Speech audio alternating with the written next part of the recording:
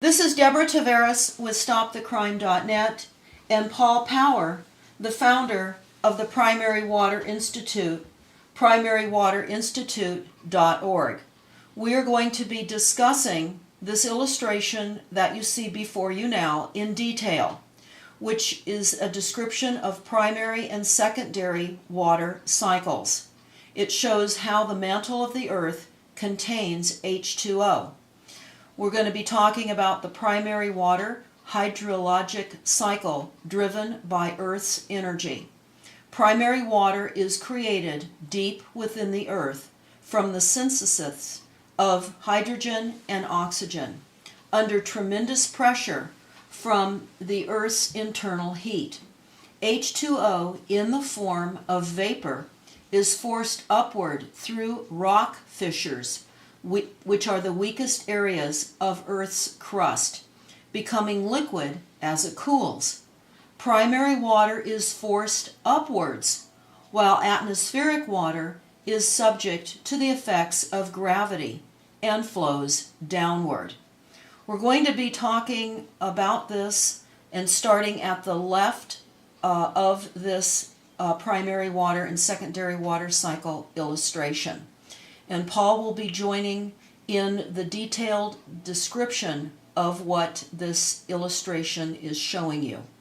So when we look at the left, Paul, we're seeing at the furthest left a dark line, and it is entitled Natural Primary Water Spring. Yes. So that is showing that a spring is coming up deep within the mantle of the earth, and it is primary water. Is that right? That is correct. Actually, the manifestation of these springs, they are quite common throughout the world. Sometimes they manifest on top of mountains, sometimes in the valleys, sometimes in the middle of the deserts, middle of such deserts as the Sahara, at which point nobody ever asks the questions of what are the oases are all about. They are obviously not a collection of waters that are gathered from a high or a place many thousands of miles away, but in fact there they are. Suddenly, sometimes they emerge in the middle of the desert, in Sahara and elsewhere. We're in places where they shouldn't be. There shouldn't be any water there. There's no water coming down from the sky, yet they come up. Now the illustration on the poster, where it says where it indicates natural primary water spring, attempts to illustrate how such waters rise from down below. It makes no difference whether they're on a flat area like it shows on the picture, or on a higher structure, top of a mountain, in different places. But nonetheless, they do actually are forced up from down below. They are forced up from down below. And the next one that says primary water well at depth of say 200 to 800 feet, well, it could be from 0 to 800 feet. It hardly matters, because if one is to drill into that same faulted structure, as the illustration so tries to explain, one could encounter this water at any one given depth. It doesn't have to go 800 feet or 1,000 feet. It could be anywhere from zero to whatever. Now, Paul, let me ask you, because I'm Sure. seeing a small dark line between the first illustrated line, which says the natural primary water spring that you just spoke about, and then I'm Yes. seeing a small line with a little yellow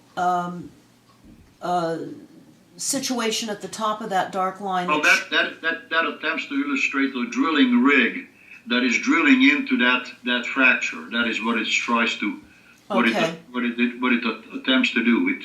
It attempts to show how you can access that water by drilling into it.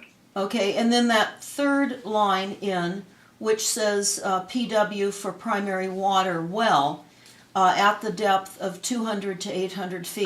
That's the same one. That's the that tries to explain that particular yellow thing there with the black line into the fracture. It can actually access water. Okay. Then we're seeing an illustration of rain coming from a cloud over some buildings. Yes. And that is, of course, illustrating the secondary water cycle. Indeed. Okay, so as we move along to the next line that is entitled permeable surface, could you explain that, please? Well, that is basically most of the structures that are occupied by habitation, like cities, etc., where you have so much topsoil and soil. Period. In other words, permeable soil, that is unsorted material that could be anywhere from crushed gravel to sands to soil that will have eroded, oxidized on the surface from which we grow our food.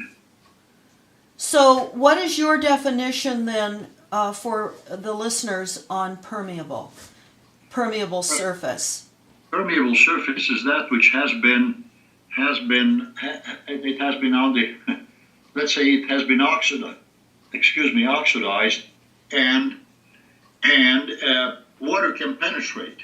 Water may penetrate because the material is not sorted, not solid. So it's void of concrete. Yes, or solid rock. Okay. Okay. All right. Then the next. And consequently, it will permit penetration of water from the secondary cycle. You know. Okay. In other words, it permits secondary cycle circulation. In other words, you can evaporate it, or you can permeate it.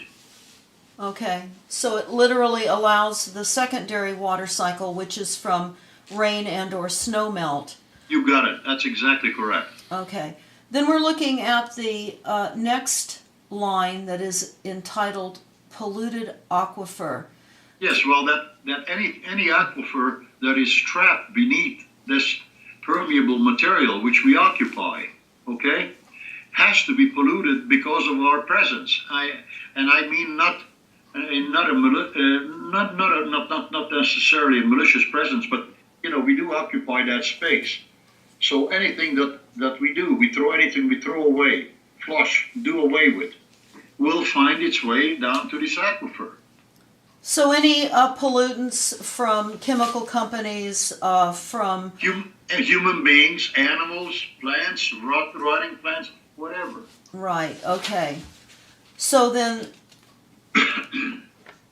So that would be like the injection wells that we've discovered that there are about 680,000 of them, where it was felt that apart from injection wells, that is basically all the basin water from which we are pumping water out of. In other words, if you look at different areas in the San Joaquin Valley or any other place where you can measure a drawdown from that container, which represents that aquifer, it has already been polluted to some degree by surface occupation, be it humans, be it chemicals. Well, humans and animals are the ones that would be contributing to a pollutant. So now we're looking at the next illustration, indicator that is entitled reservoir. Uh-huh. So we're talking about reservoirs also as being a secondary water cycle containment. Absolutely. Even if they are constructed higher and above those structures that are subject to human occupancy, because they still receive their water from runoff, from rain, either rain or runoff. Most of our reservoirs that we consider that we use our water to drink, for drinking, come from those reservoirs. So we're drinking essentially polluted water, which is why there's the huge push for water treatment, when in fact all we have to do is access the primary water. Absolutely. See, the thing is there's no way that we can drink the water. For example, any reservoirs that they say, okay, this is a drinking water reservoir. Well, my God, half of them are not even set aside entirely or exclusively for drinking. But you get recreation, you get all kinds of stuff that happens concurrently, even though the water is obtained from runoff. Now you have to treat those. You have to inject all kinds of stuff in there to make sure that that is not harmful. Now, I wanted to just talk about the two circles in white that are on this illustration. Okay. One is the larger of the two circles, the one that is indicating the lower levels of water and is indicated as the primary water cycle. Could you describe to everyone that's looking at this illustration what that white primary water cycle circle is intending to illustrate? Well, the primary water cycle, which is, we didn't know how else to illustrate it any better than what we did, but the primary water cycle implies or expresses specifically that all water originates in the mantle in the first place. That is the water cycle that even before there was an atmosphere, even before water could be precipitated from the atmosphere, because we didn't have any atmosphere. All this water has originated from down below, and it still does. It still does, because you see, our ocean levels they are not the same as they were 5,000-10,000 years ago, and we have evidence of it. I mean, we have all kinds of evidences. But the fact is that they contribute to the total volume of this planet being the water planet it is. And even today, the total volume of our oceans and our water resources are in fact growing. Okay.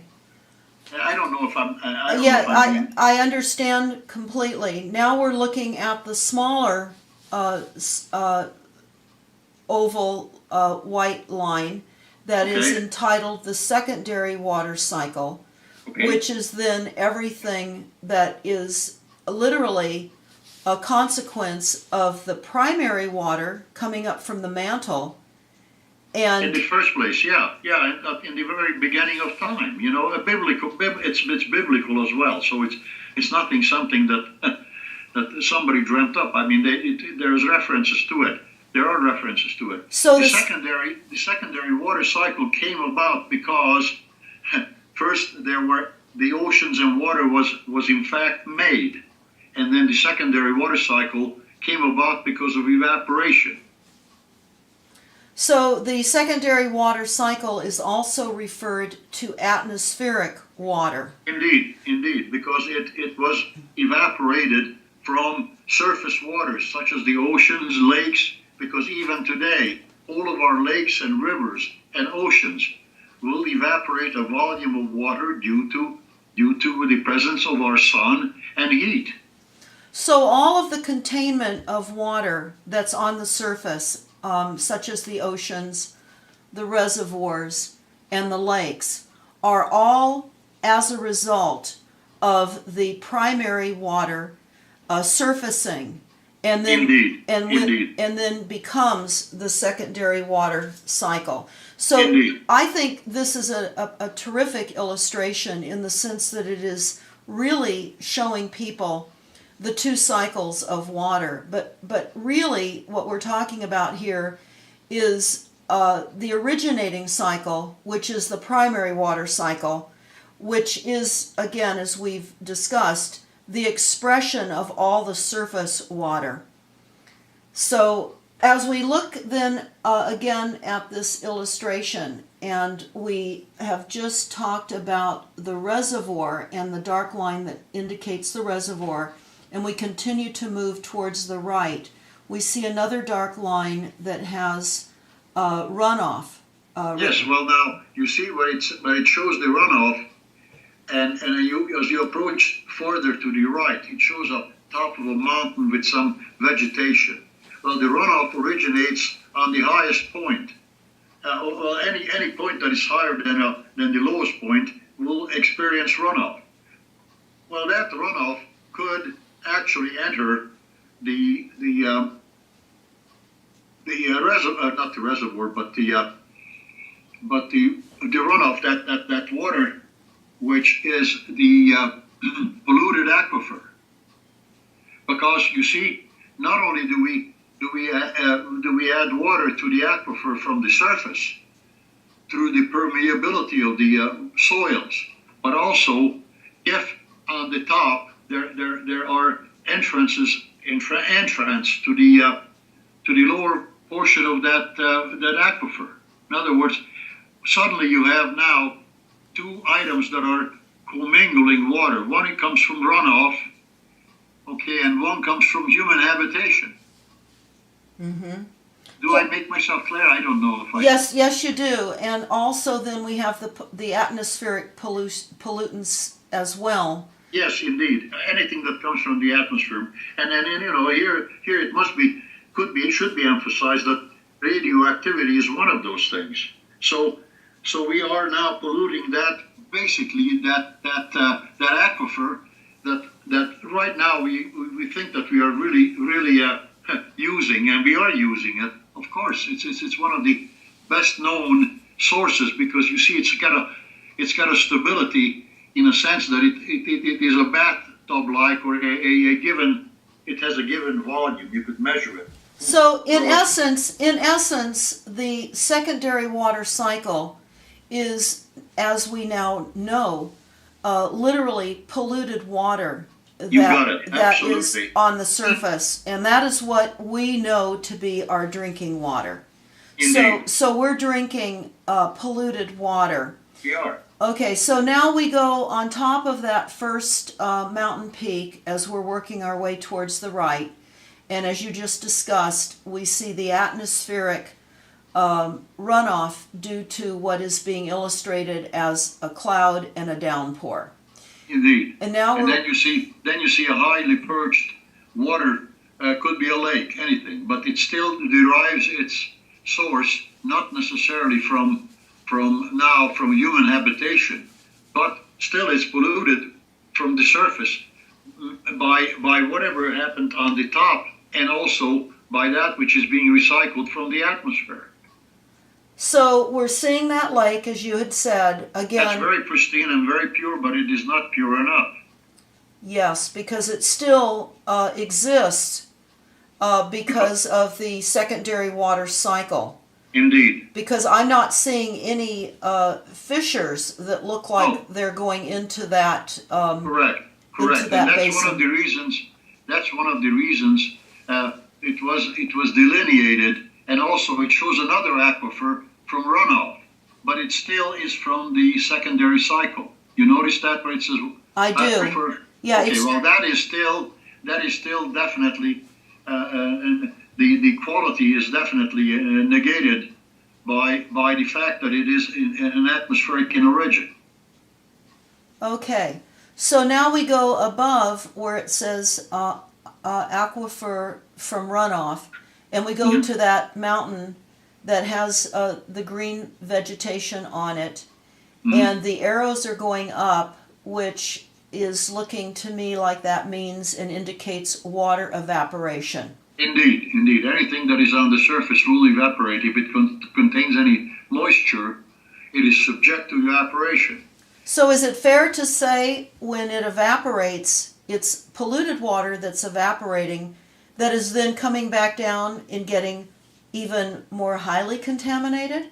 Well, indeed, because if it is filtered through the permeable surface, which is contaminated for sure by our presence, and also we have managed to contaminate the atmosphere with radioactivity, so we are actually adding radioactivity to our water source from nuclear problems. Okay. So now as we work our way down into that next lake runoff and primary water, we're seeing then how primary water can influence the surface water by actually coming coming up from the mantle and injecting primary water into what is also being collected as a lake runoff. Okay, and then that water is commingled. You could make the same case, and now in retrospect, we should have shown also on the very front of the picture, where we are showing natural springs, etc., how that water too is actually commingling with the polluted aquifer, because everywhere where there's an aquifer, primary water is commingling with that aquifer. There's no two ways about it. There's no way out of it, because everything is faulted, everything is fractured. So it's the process of pollution and dilution of the pollution. You got it. You have a situation where surface and primary waters commingle. Okay. Then we're looking at all of these fissures that are coming up all along the base of this the mantle or the mountain range, as people would view it. Okay. That's an expression of the constant and continual availability of the primary water, as it is continually and constantly surfacing. Well, in places, as you notice, below that next peak, it is not surfacing in any shape or form, because it's not surfacing in the shape of springs or anything. Now, when you go farther over, okay, and you start to looking at those little yellow things meant to illustrate drilling rigs. You can access those waters that are trying to surface. Okay, so horizontally and vertically. Okay, I see that. Now, what I'm looking at then is that third peak going to the left that has the second cloud over it showing the rain falling on the peak.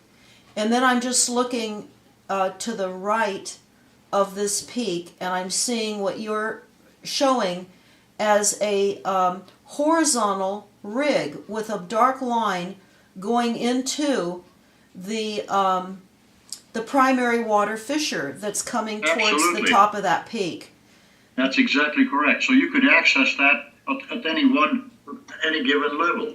Then, as we work our way to the right, just a little bit here, we're seeing again the yellow indicator of the drilling rig and the dark line that is going down vertically into that fissure and also accessing primary water. It's not the same fissure, but it originates in the same place.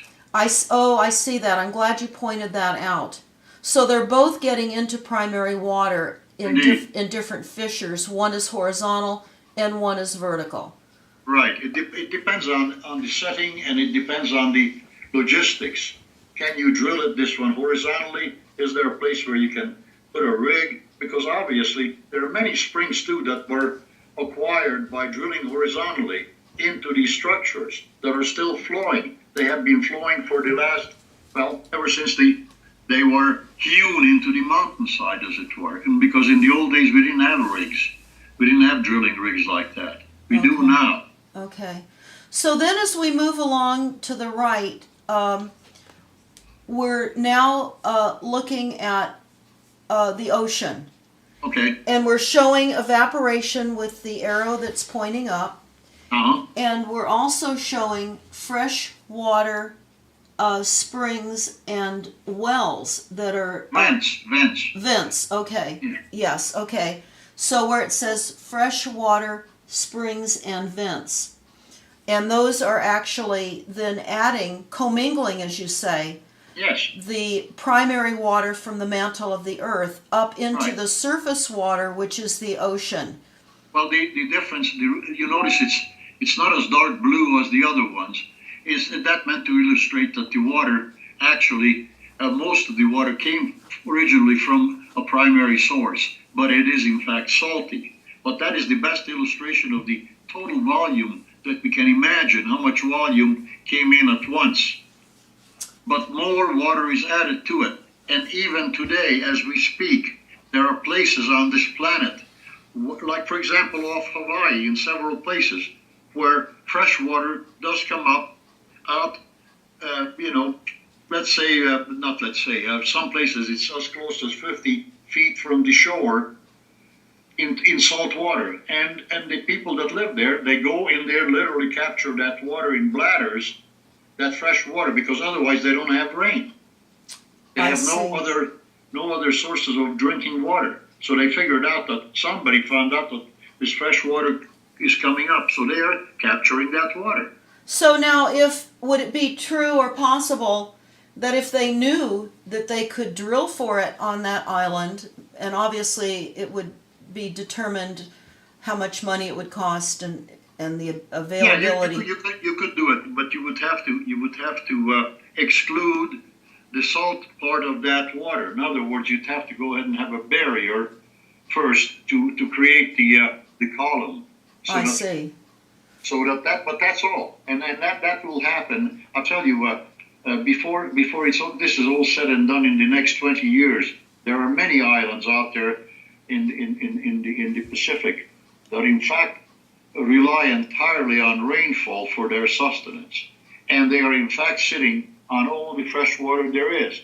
However, they are unable to reach it because many of them are coral in composition, so they will have to exclude all the surface salt water to enter those boreholes where you could access fresh water into solid, unsorted solid volcanics. Well, that's interesting because, of course, Aruba would be an example of an island. And when one goes to Aruba, they see the cistern system that is on every roof, capturing the secondary water because of the inability, I guess, to access the primary water. That's what you're talking about? Indeed. Okay. Indeed. Okay. The whole thing is that there are literally hundreds, if not thousands, of islands in the Pacific where the native people have they have to capture rainwater in order to sustain themselves. Now the problem is now getting increasingly atmospheric pollutants which come from radioactivity. Like Fukushima. Yes. Those waters are in fact not helpful in any sense of the word. Now let me ask you a question. We're moving our way. We're looking at the ocean right now, Okay.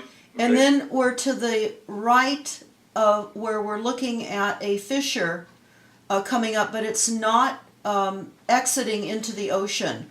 What is happening with the force of that water attempting to literally surface when it's not able to surface?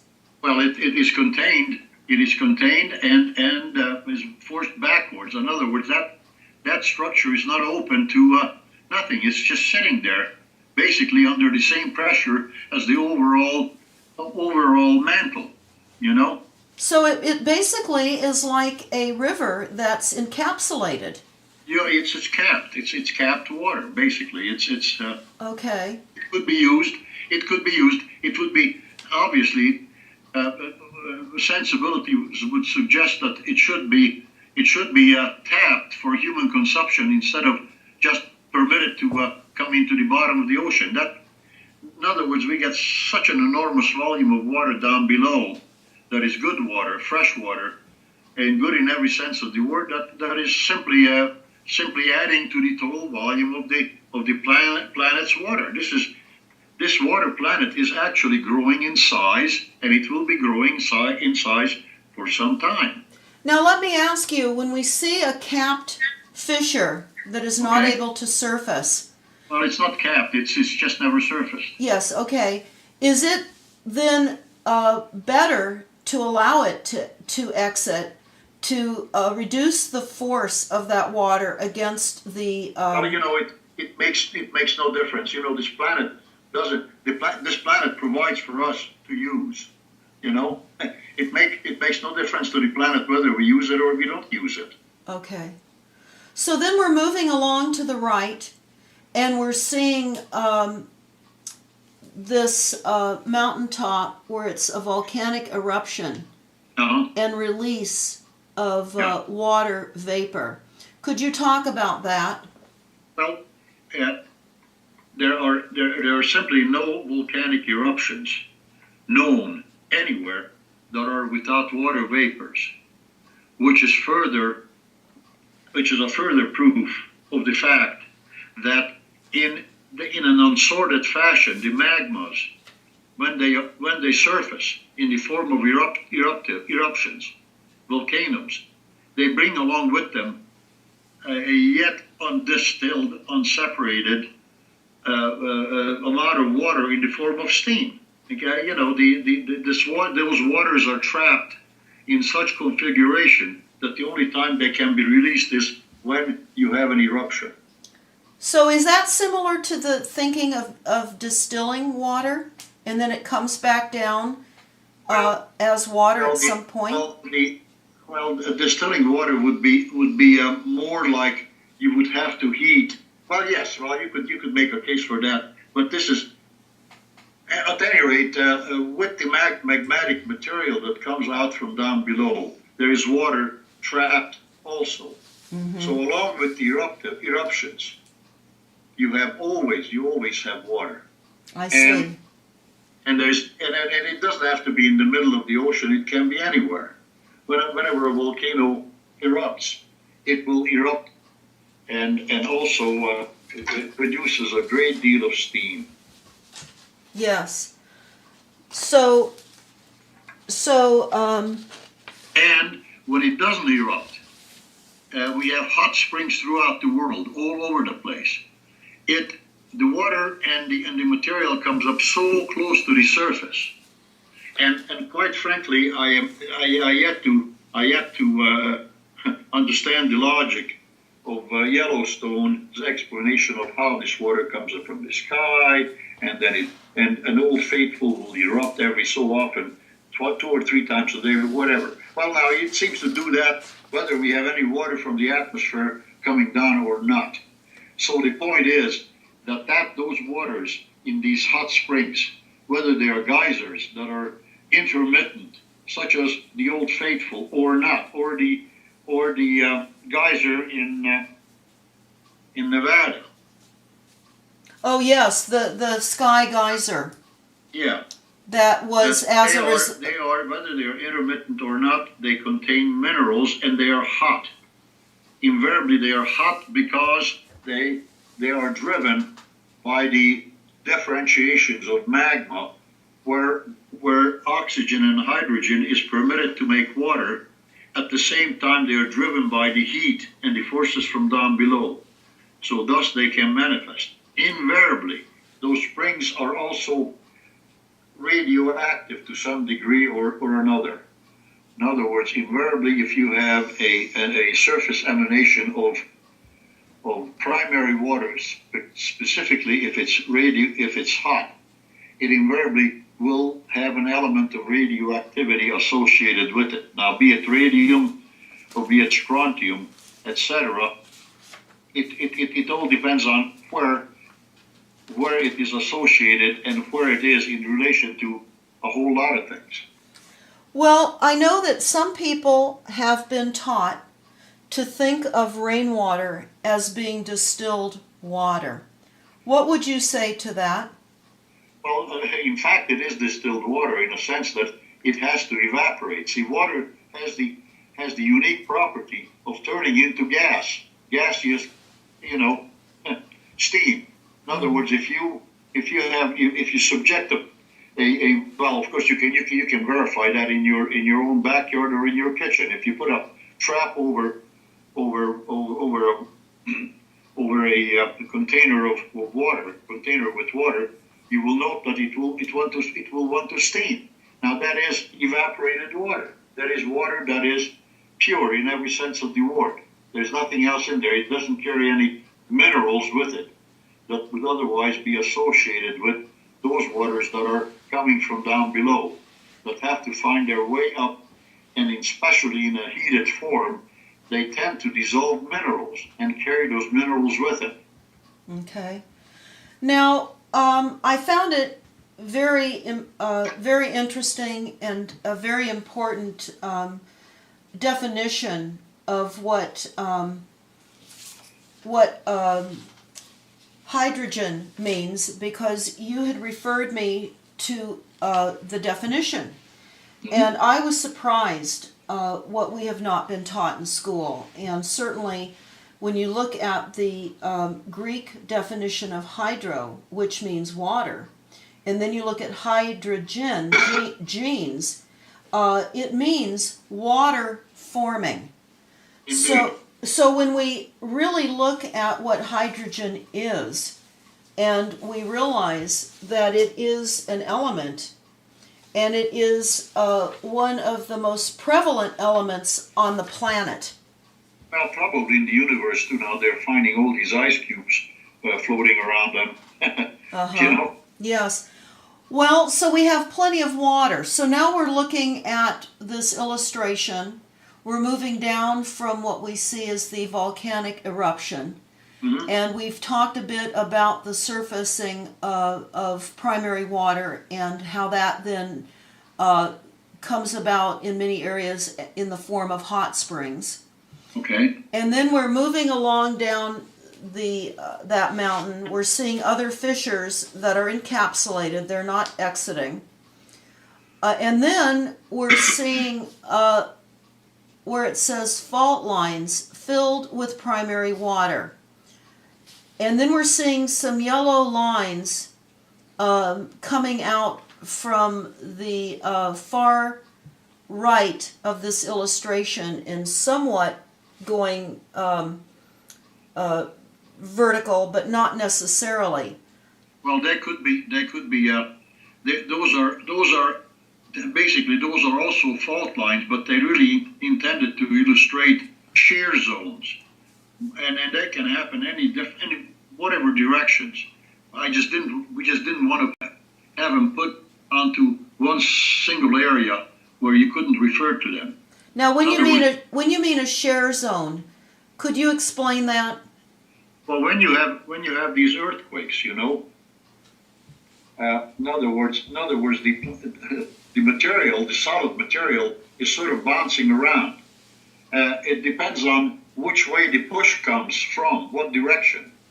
Portions of it could break off and pushed forward one direction or another, upward, sideways, so forth. They are not faulted lines in the real sense of the word that they are vertical.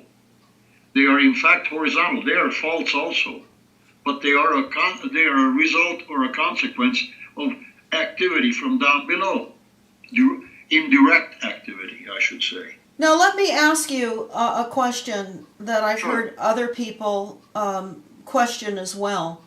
If we were to allow more drilling of wells that actually was intentionally directing the intention of those wells towards primary water, would it reduce some of the stress of the water trying to exit that hasn't been able to, and to perhaps reduce some of the earthquake zones a bit, take some pressure off? Well, it could, but in a sense that it wouldn't stop Earth movements, because you see everything down below is under stress. What it would do is potentially mitigate major Earth movements. In other words, it would be better to create an earthquake that is, say, 2 instead of a 7. Yes. In other words, I'd rather live through 10 of them that are 2 than one of them that, well, first of all, it's not on the scale. Right. Than one of them that would be tenfold. Right. All at once. So basically, the argument on that one, the argument can go any which way, but it is a fact that by accessing these structures, you would most certainly effect Earth movement. But I would prefer to, as I say, for my own logic and for my own personal well-being, I would rather see them happening around 2 or 3, and then say, oh yeah, that's a result of this well over here. Then wait for a day when there's nothing there, and suddenly we get a one that is 7 or 8. Well, because because the whole planet underneath is very much alive. I don't know. Everybody always that this planet somehow ceased to breathe and live. You know, this planet is a remarkable place. This belongs to all of us. So all of us came from it, and we are going to go back to it also.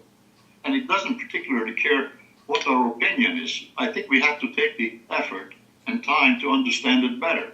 I think we will be so much for the better for it. Well, I agree with you, and sadly what we're hearing now in the media is the massive fear campaign that we have limited water resources and we have water scarcity, when in fact we don't. And actually, if we really look at it objectively, today we have more water than we ever had on this planet, in every sense of the word. The point is that we don't always have the water in the places where we would like to have it if we rely on the secondary water cycle, because that totally relies on that which evaporates and other considerations. Yet the planet itself has enough water, potable water, locked up in it that could see us through even these weather cycles, which we have for many unknown reasons, be it sunspots, be it other activities that we don't yet understand. But we have absolutely more than ample water to see us through. In other words, we have a backup system, and that our backup system is this planet. And the resource it provides. Then basically, we've been living in a false understanding of where water really comes from. It's very similar to thinking of flat Earth science. Indeed. I must concur with that 100%, because this is the water planet. This is one of the few planets that have water sort of floating around. I mean, it looks blue from out of space, etc. However, we get all these icicles that are floating around, and witness the last ones that the Germans tried to put down this machine to check it out, and they landed it on a piece of dirty ice. That is interesting. Well, I wanted to wrap up this discussion with a final question, because it's certainly what is being discussed as a reason to implement these emergency well drilling moratoriums, particularly such as the one that was recently implemented in October in Ventura County in California. They were saying that they had to stop drilling and reducing the groundwater table because of ocean intrusion. And the way I'm understanding it, and you could help please explain that, because we're hearing the conversation that the abutment of farmland and or land in general to the ocean is now finding increased levels of salinity, which is literally creating land that people can no longer farm on because of the high salt content. But I'm understanding that if we allowed these aquifers to recharge by seeking the recharged value from the primary water, that we would then create that force against the ocean, and the ocean would not then be filling in these vacant areas that could be recharged with primary water. Am I making any sense out of what I just said? You make all kinds of sense. Specifically, Ventura County. If anybody in these Californias should understand better, it should be Ventura County. Ventura County in the Santa Clara Valley, which is a river that it's a major river. It goes into the Pacific Ocean, basically in Oxnard and Mugu. That is basically the Santa Clara Valley's basin. This is an ancient river basin. And because of farming, that basin, boy, they are and still are pumping water out of there like there would be no tomorrow. Well, much of that water did originate down below. Much of that water is primary in origin, but a good portion of it is secondary, which is atmospheric. And it is recharged from the surface. Well, now, if you take both, because there has to be a balance before you can take so much out of any, there has to be an inflow and an outflow into a basin, be it your bank account, and they like to refer to it as our future bank account, and how we are depleting it in the form of water. That's how they refer to it. Well, now, they don't even know where the hell their money's coming from. That's a sad part. Because a good portion of that water in Santa Clara Valley does in fact come, and they know that, it comes from the atmosphere. So what they have been doing in the past, they have been, whenever they overdrawn that basin, they have been pumping California water into that basin to recharge that system, even if there were drought periods, in order to maintain the ability of that basin to sustain itself and keep the salt water out. Well, now, you can accomplish that by getting that water out of the California aqueduct. At the same time, you could do that if you had water wells in structures that Ventura County is very well noted for. You could pump that same water and keep the water if that's how you want to distribute water. Because all this is nothing else but water distribution now. In other words, you could get water. And where is the water? Where is the cheapest? What is the cheapest form? What is the cheapest access for that water? Is it drilling some water wells farther up in the foothills of, let's say, in Ojai, in certain places into the Saugus Formation, etc., and then use that water to recharge? But it has nothing to do with the atmosphere. Or just go ahead and rob Peter to pay Paul. Get the water out of the aqueduct system. And that's what they have been doing all these years. So now there's a problem in the Santa Clara Valley because their water tables are dropping, water levels are dropping, where the Pacific is definitely intruding on them. But this is nothing new. Hell, I've been watching this for the last 40 years. So basically, it's the simple yes, logic. It's a simple matter of recharging the Santa Clara Valley. The question is, where are you going to get the water to recharge that basin from, you see? So it would be recharged from obviously primary water. Well, that's what I would do. I certainly wouldn't. I mean, where you obviously don't have enough water now in the California aqueduct system. Okay, so what are you going to do? You're gonna now not let people farm because they are now drawing more water out of that basin, because there is a definite basin there that has the fresh water on top and the salt water on the bottom. And if you take too much fresh water out, here comes the salt water. Well, Paul, I want to tell you that the primary and secondary water cycles are very simple for people to understand. We just have not been taught. And this, I hope I didn't add any to the confusion. No, actually, you explained it in great detail. An explanation that is very important so that people can understand where water really comes from. I really appreciate you explaining this illustration that you created in such detail as you have, because I think what this will enable is for more people that are finding they can't farm or they can't raise enough crops to pay their mortgages, etc., they will be thinking in terms of where the water really can come from. And that is, of course, where the water originates. And that's deep within the mantle of the earth. And we have plenty of water. It's in abundance. We don't have... Forgive me, but you live there in the Sonoma country area. But that last earthquake should have been the wake-up call that there wasn't even there wasn't any more water there than anywhere else. Now you're talking about the 6.0 earthquake that occurred in Napa, California. Suddenly you had streams running again, and then everybody says, "Oh yeah, well it always happens that way."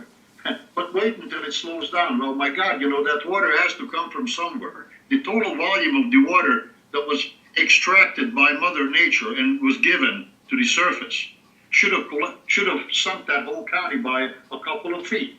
in total. You understand? It makes no sense that people don't ask that, because yes, you have sinkholes. You can't take something from somewhere and not have a minus. And water is not compressible. Now, you can't compress water. That's what basically floats a lot of things. And well, take a look at the illustration. Yes. And down below, that's what it is. It's water. But the thing is, that county should have been a wake-up call. Somebody should have been looking at that. Instead of poo-pooing it and say, well, it always happens that way, but don't worry about it. 3 months later, everything will be back to normal. Either it will rain or the other reservoirs that were depleted just below the surface will be refilled. Yeah. So equilibrium will be reached. It is remarkable. It is remarkable that none of these august scientists are not looking at the situation, very quick to make pronouncements on who should not and who should do what. Well, I want to really express my appreciation for your taking the time to explain this illustration of the primary and secondary water cycles, Paul. For everyone that's listening, you can go to, and we recommend that you go to primarywaterinstitute.org. Again, primarywaterinstitute.org. We also link to this information from stopthecrime.net, and you can find the primary water link at the top of stopthecrime.net on the home page. Paul, thank you so much for giving us a class today on where water really comes from. Yeah, and I really would like to thank you and my team, including the person who illustrated that poster, because without this would not have been possible. And I really feel privileged that there are people here that are thinking and are doing. Well, so I think it has been a privilege, and I thank you, Deborah. Well, thank you so much, Paul, and we'll get this information out far and wide. Thank you again. Bye-bye. A higher structure, top of a mountain, in different places, but nonetheless, they do actually are forced up from down below. They are forced up from down below, and the next one that says primary water well at depth of say 200 to 800 feet, but it could be from 0 to 800 feet. It hardly matters, because if one is to drill into that same faulted structure, as the illustration so tries to explain, one could encounter this water at any one given depth. It doesn't have to go 800 feet or 1,000 feet. It could be anywhere from zero to whatever. Now, Paul, let me ask you, because I'm Sure. seeing a small dark line between the first illustrated line, which says the natural primary water spring that you just spoke about, and then I'm Yes. seeing a small line with a little yellow situation at the top of that dark line. Well, that attempts to illustrate the drilling rig that is drilling into that fracture. That is what it tries to, what it attempts to do. It attempts to show how you can access that water by drilling into it. Okay, and then that third line in, which says PW for primary water well, at the depth of 200 to 800 feet. That's the same one. That's the same. And it is entitled Natural Primary Water Spring. Yes. So that is showing that a spring is coming up deep within the mantle of the earth, and it is primary water. Is that right? That is correct. Actually, the manifestation of these springs, they are quite common throughout the world. Sometimes they manifest on top of mountains, sometimes in the valleys, sometimes in the middle of the deserts, middle of such deserts as the Sahara, at which point nobody ever asks the questions of what are the oases are all about.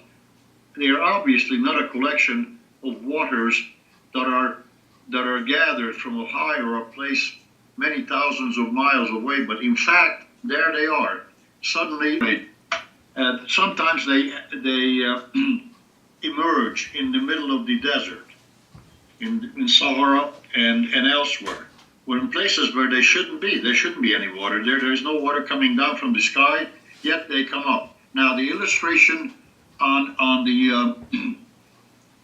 the poster, where it says where it indicates natural primary water spring, attempts to illustrate how such waters rise from down below.